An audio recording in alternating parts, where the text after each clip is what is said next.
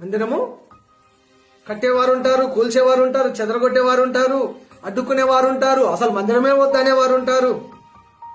ఇలాంటి సమయంలో సంఘం ఏం చేయాలి? పరిస్థితులు ఇలా ఉన్నప్పుడు సంఘం ఏం చేయాలి?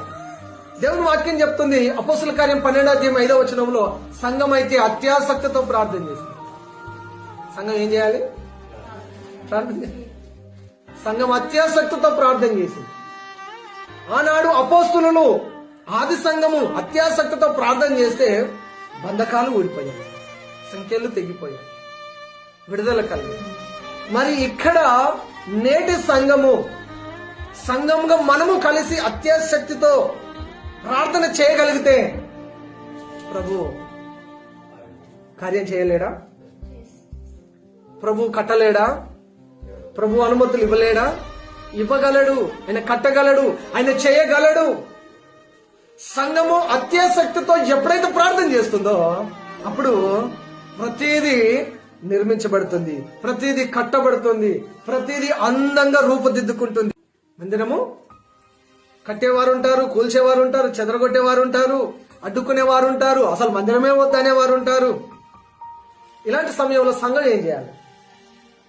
పరిస్థితులు ఇలా ఉన్నప్పుడు సంఘం ఏం చేయాలి? దేవుని వాక్యం చెప్తుంది, అపోస్తుల కార్యం 12:5 సంఘం అయితే అత్యాసక్తితో ప్రార్థన చేసింది. సంఘం ఏం చేయాలి? ప్రార్థన చేయాలి. సంఘం అత్యాసక్తితో ప్రార్థన చేసింది.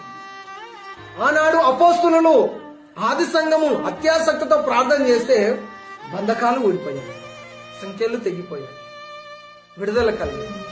మరి ఇక్కడ నేటి సంఘంగా మనము కలిసి అత్యాసక్తితో ప్రార్థన చేయగలిగితే ప్రభు కార్యం చేయలేడా? ప్రభు కట్టలేడా? ప్రభు అనుమతులు ఇవ్వలేడా? ఇవ్వగలడు, ఆయన కట్టగలడు, ఆయన చేయగలడు. సంఘము అత్యాసక్తితో ఎప్పుడైతే ప్రార్థన చేస్తుందో అప్పుడు ప్రతిదీ నిర్మించబడుతుంది, ప్రతిదీ కట్టబడుతుంది, ప్రతిదీ అందంగా రూపుదిద్దుకుంటుంది. మందిరము కట్టేవారు ఉంటారు, కూల్చేవారు ఉంటారు,